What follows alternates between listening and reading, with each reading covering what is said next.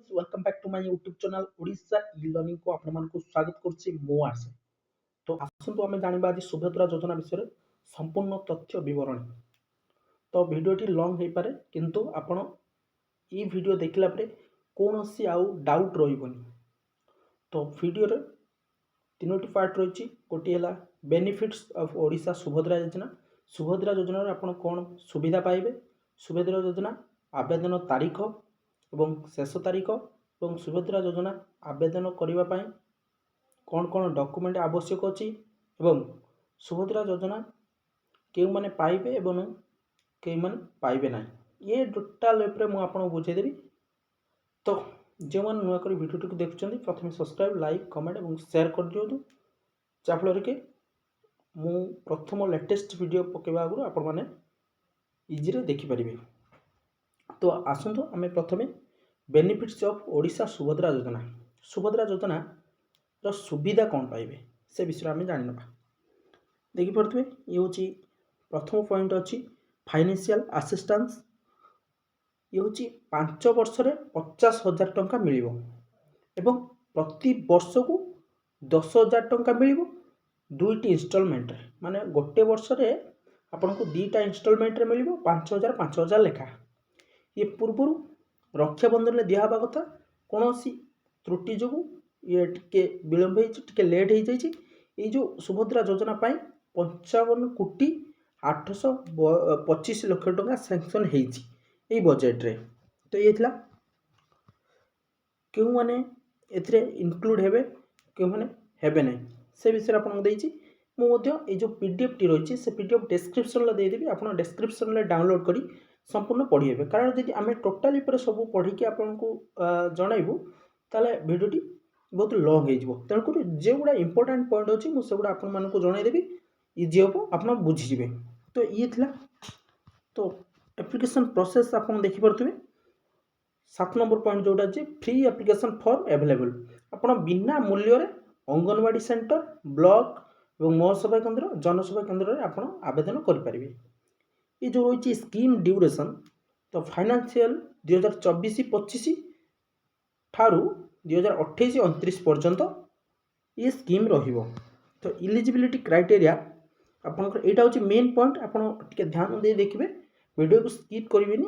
तो eligibility criteria कौन रही जो माने सुभद्रा योजना पाइबे से किपरि योग्य होबे आपण देखि परते state residency gender marital status age range employment status household limitation और income anganwadi worker government employ then you are not eligible Asha worker. ये जो रही आपंकर देखिपे जो टोटाल पॉइंट टू पॉइंट रही आपड़ ओडिशा रे बास करथुवा दरकार। जेंडर ओनली महिला मानक ये दिजिवो मैरिटल अनमैरिड मतलब मैरिटल स्टेटस जदि कहे विवाहित महिला एवं जो माने विवाह न करथिबे भी हम। बयस जदि कहे 21 ରୁ 60 वर्ष किंतु 31/7/2024 को 21 होउथुवा दरकार। तापरे आपण रहिला जो इनकम कथा कहिबे इनकम वर्ष को 2.5 लाख रु तळु को इनकम होउथुवा दरकार। तो ये रहितला डिस्क्वालिफिकेशन को माने अयोग्य हिताधिकारी हेबे ना जो मानकर 21 ରୁ 21 वर्ष होई नथिबो 21 ରୁ कम होइथिबो एवं जो मानकर 60 ରୁ ऊर्ध्व होइथिबो ए माने पाइबे नाही। तापरे वुमेन रिसीविंग जदि कोनोसी महिला 1,500 रु अधिक 18,000 कम जदि आपण कोनोसी सरकारी अनुदान पाउथबे कि भत्ता हो कोनोसी भी सरकारी स्कीम पाउथबे ताले से माने एलिजिबल हेबे नाही। तापरे third point if you are any member of your family workers in any government department undertaking or board of the government India जदि आपनकर कोनोसी फैमिली मेंबर बा महिला जेकोसी हो आपनकर गवर्नमेंट चाकरी करथिबे कि अंडरटेकिंग सेमी गवर्नमेंट रे काम करथिबे कि सेंट्रल गवर्नमेंट रे काम करथिबे से माने एलिजिबल हेबे नाही।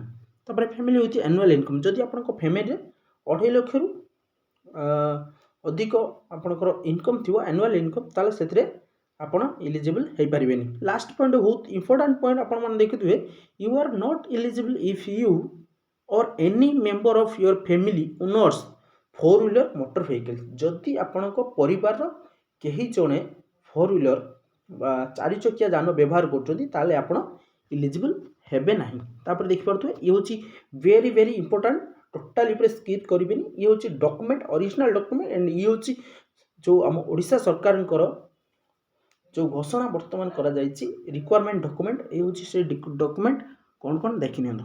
आधार card, bank account, address proof, mobile number, residence certificate, email ID, electricity bill, passport size photo, income certificate, ration card, age proof, Aadhaar document sorry other document. आपण माने एथिरे जानिले जे रेसिडेंट सर्टिफिकेट एवं इनकम सर्टिफिकेट कंपलसरी एथिरे निहाती आवश्यक। तो ये होची आपनकर प्रोसेस रही किपरि आपण सुभद्रा योजना आवेदन करेंगे। एवं यार फास्ट तारीख हूँ आरंभ आपणकर सेप्टेम्बर 17 तारीख दिन ये आरंभ हम और एवं पर्यंत कौन सी अपडेट आसी ना जे केबे यार लास्ट डेट। तेणुक 17 तारीख पर्यंत आपंकर अपेक्षा। जो डॉक्यूमेंट मु आपण मानू कहली से डॉक्यूमेंट गुड़ा आपण अरेंज कर रखुद 17 तारीख दिन आवेदन करेंगे। वीडियोटी शेष पर्यटन देखते शेष धन्यवाद। जो मैंने नुआ भिडियोटी देखुं सब्सक्राइब, लाइक, कमेंट, शेयर करेंगे। जय जगन्नाथ, जय हिंद।